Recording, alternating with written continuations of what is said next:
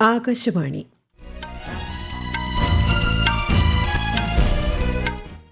നമസ്കാരം. വാർത്തകൾ വായിക്കുന്നത് ബിന്ദു.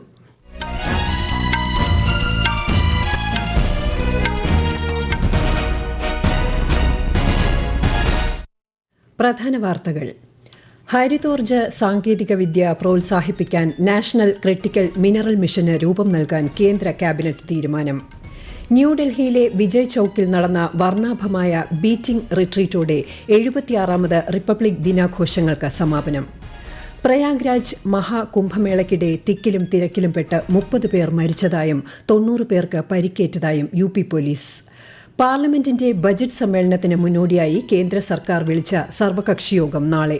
കേന്ദ്ര ബജറ്റ് അവതരണം ശനിയാഴ്ച. രാജ്യത്തിനുള്ള കേരളത്തിന്റെ സമ്മാനമാണ് വിഴിഞ്ഞം തുറമുഖമെന്ന് മന്ത്രി BN വാസവൻ.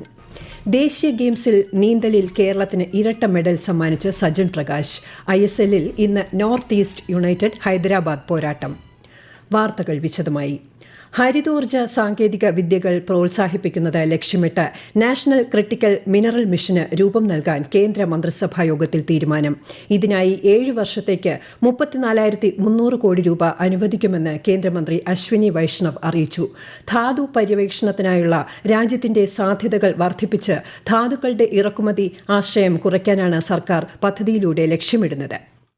മാനനീയ പ്രധാനമന്ത്രി नेशनल क्रिटिकल मिनरल्स मिशन इसको आज अप्रूवल दिया है. क्रिटिकल मिनरल्स इसलिए जरूरी है कि आज हमारी एंटायर इकोनॉमी में एनर्जी का ट्रांजिशन हो रहा है, ग्रीन एनर्जी की तरफ बढ़ रहे हैं. तो ग्रीन एनर्जी से रिलेटेड जितने भी है, सोलर पार्क हो, विंड टर्बाइन हो, बैटरीज हो, इलेक्ट्रिकल व्हीकल्स हो, मोटर्स हो, उन सब में क्रिटिकल मिनरल्स एक निहायती तौर पे लगता है. हमारी जितनी भी बड़ी इंडस्ट्रीज जो आज ग्रो हो रही है, इलेक्ट्रॉनिक्स, टेलीकॉम, ट्रांसपोर्टेशन, उन सब में क्रिटिकल मिनरल्स का उपयोग बहुत होता है. എഥനോൾ മിശ്രണ പദ്ധതിയിലൂടെ രാജ്യത്തിന് 1,13,000 കോടി രൂപയുടെ വിദേശ നാണ്യം ലാഭം ഉണ്ടായതായി കേന്ദ്രമന്ത്രി പറഞ്ഞു. പൊതുമേഖലാ എണ്ണ വിപണന കമ്പനികൾക്കുള്ള എഥനോൾ സംഭരണ വില പരിഷ്കരിക്കുന്നതിന് സാമ്പത്തിക കാര്യങ്ങൾക്കായുള്ള മന്ത്രിസഭാ സമിതി അംഗീകാരം നൽകി.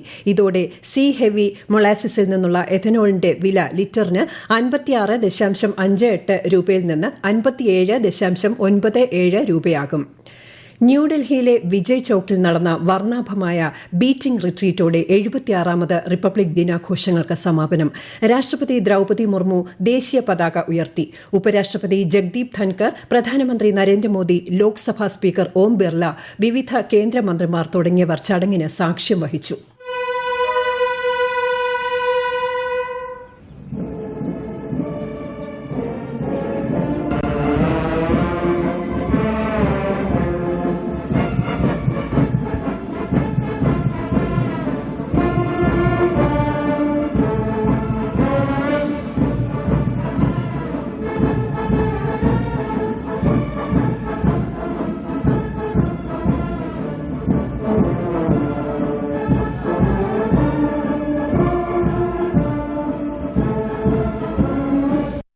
കര, നാവിക, വ്യോമ സേനകളുടേത് ഉൾപ്പെടെ ആകെ 30 പ്രകടനങ്ങളായിരുന്നു ഈ വർഷത്തെ ബീറ്റിംഗ് റിട്രീറ്റിന്റെ മുഖ്യ ആകർഷണം.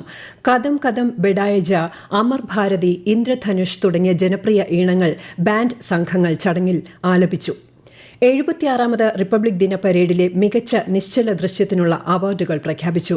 2025 മഹാകുംഭ് പ്രമേയമാക്കിയുള്ള ഉത്തർപ്രദേശിന്റെ നിശ്ചല ദൃശ്യം 1ാം സ്ഥാനം കരസ്ഥമാക്കി. ത്രിപുര 2ാം സ്ഥാനവും ആന്ധ്രാപ്രദേശിന്റെ ടാബ്ലോയ്ക്ക് 3ാം സ്ഥാനവും ലഭിച്ചു. ജമ്മുകശ്മീർ റൈഫിൾസ് മികച്ച മാർച്ചിംഗ് കണ്ടിജന്റ് അവാർഡ് നേടി. കേന്ദ്ര മന്ത്രാലയങ്ങളുടെ ഇനത്തിൽ പട്ടികവർഗ മന്ത്രാലയം മികച്ച ടാബ്ലോ അവാർഡും ഡൽഹി പോലീസ് മികച്ച മാർച്ചിംഗ് കണ്ടിജന്റ് അവാർഡും നേടി. പാർലമെന്റിന്റെ ബജറ്റ് സമ്മേളനത്തിന് മുന്നോടിയായി കേന്ദ്ര സർക്കാർ വിളിച്ച സർവകക്ഷിയോഗം നാളെ ചേരും. മറ്റന്നാളാണ് രാഷ്ട്രപതിയുടെ അഭിസംബോധനയോടെ ബജറ്റ് സമ്മേളനത്തിന് തുടക്കമാകുക. കേന്ദ്ര ധനമന്ത്രി നിർമ്മല സീതാരാമൻ കേന്ദ്ര ബജറ്റ് ശനിയാഴ്ച പാർലമെന്റിൽ അവതരിപ്പിക്കും. വഖഫ് ഭേദഗതി ബിൽ 2024 സംബന്ധിച്ച പാർലമെന്റ് സംയുക്ത സമിതിയുടെ കരട് റിപ്പോർട്ട് അംഗീകരിച്ചു. പ്രതിപക്ഷത്തിന്റെ വിയോജിപ്പോടെയാണ് റിപ്പോർട്ട് അംഗീകരിച്ചത്. ബില്ലുമായി ബന്ധപ്പെട്ട 14 വ്യവസ്ഥകളിൽ കമ്മിറ്റി ഭേദഗതികൾ അംഗീകരിച്ചതായി 31 അംഗ സമിതിയുടെ ചെയർമാൻ ജഗദാംബിക പാൽ പറഞ്ഞു. കമ്മിറ്റിയുടെ റിപ്പോർട്ട് നാളെ ലോക്സഭാ സ്പീക്കർ ഓം ബിർളയ്ക്ക് സമർപ്പിക്കുമെന്നും അദ്ദേഹം കൂട്ടിച്ചേർത്തു.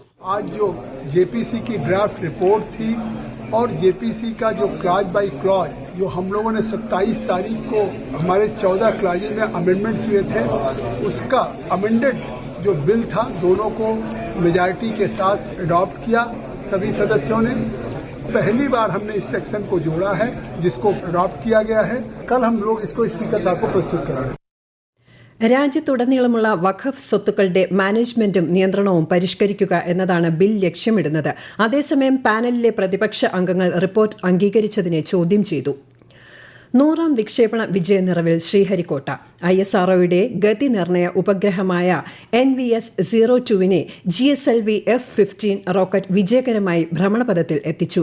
സതീഷ് ധവാൻ ബഹിരാകാശ കേന്ദ്രത്തിൽ രാവിലെ 6:23 വിക്ഷേപണം. നിർണായകമായ ഈ നേട്ടത്തിൽ ISROയെ കേന്ദ്രമന്ത്രി ജിതേന്ദ്ര സിംഗ് അഭിനന്ദിച്ചു. ഡൽഹിയിൽ അടുത്ത മാസം 5 നടക്കുന്ന നിയമസഭാ തെരഞ്ഞെടുപ്പിനുള്ള പ്രചാരണം ഊർജിതം. BJP, ആം ആദ്മി, കോൺഗ്രസ് പാർട്ടികളുടെ മുൻനിര നേതാക്കൾ പ്രചാരണ രംഗത്ത് സജീവമാണ്. പ്രധാനമന്ത്രിയും മുതിർന്ന BJP നേതാവുമായ നരേന്ദ്രമോദി ഇന്ന് കർത്താർ നഗറിൽ തെരഞ്ഞെടുപ്പ് റാലിയെ അഭിസംബോധന ചെയ്തു. ആം ആദ്മി ദേശീയ കൺവീനർ അരവിന്ദ് കെജ്രിവാൾ ബദ്ലി, തിമാർപൂർ മണ്ഡലങ്ങളിൽ പൊതുയോഗങ്ങളെ അഭിസംബോധന ചെയ്തു. ഡൽഹി നിയമസഭാ തെരഞ്ഞെടുപ്പിനുള്ള പ്രകടന പത്രിക കോൺഗ്രസ് ഇന്ന് പുറത്തിറക്കി. മുതിർന്ന നേതാക്കളായ ജയറാം രമേശ്, പവൻ ഖേര, ദേവേന്ദർ യാദവ് എന്നിവർ ചേർന്നാണ് പത്രിക പുറത്തിറക്കിയത്. ഡൽഹിയിലെ ജനങ്ങൾക്കായി 5 ഗ്യാരണ്ടികൾ പത്രികയിൽ പ്രഖ്യാപിച്ചിട്ടുണ്ട്. ഈ വാർത്തകൾ ആകാശവാണിയിൽ നിന്ന്.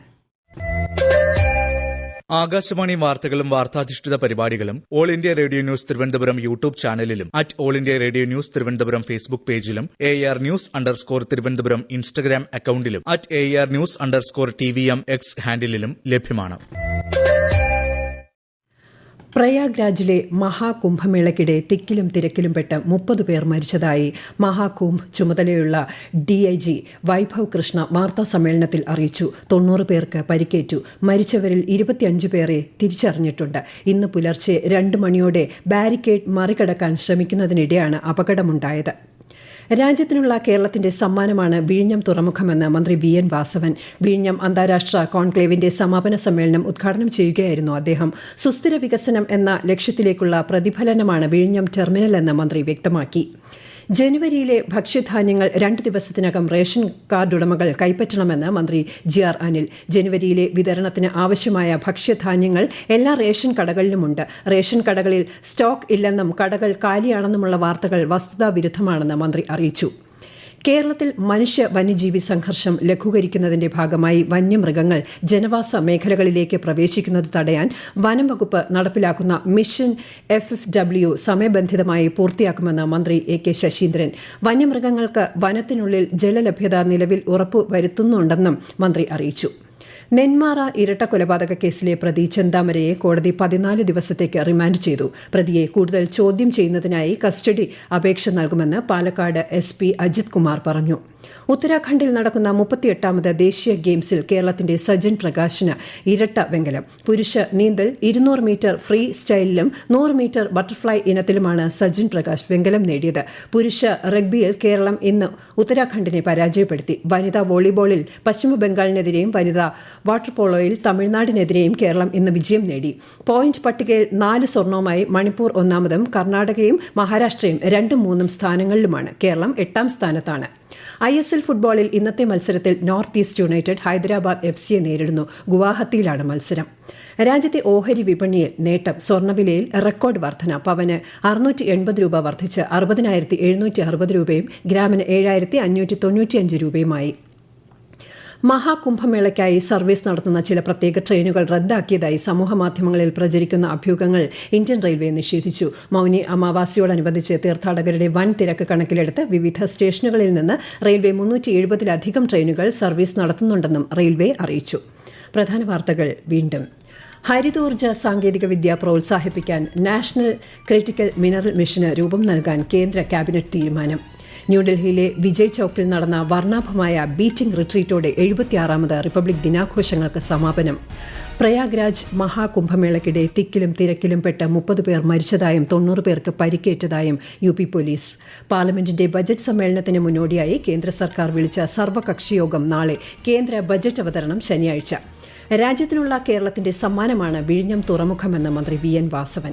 ദേശീയ ഗെയിംസിൽ നീന്തലിൽ കേരളത്തിന് ഇരട്ട മെഡൽ സമ്മാനിച്ച സജൻ പ്രകാശ്. ISLൽ ഇന്ന് നോർത്ത് ഈസ്റ്റ് യുണൈറ്റഡ് ഹൈദരാബാദ് പോരാട്ടം. വാർത്തകൾ കഴിഞ്ഞു. അടുത്ത വാർത്താ പ്രക്ഷേപണം രാത്രി 8:35.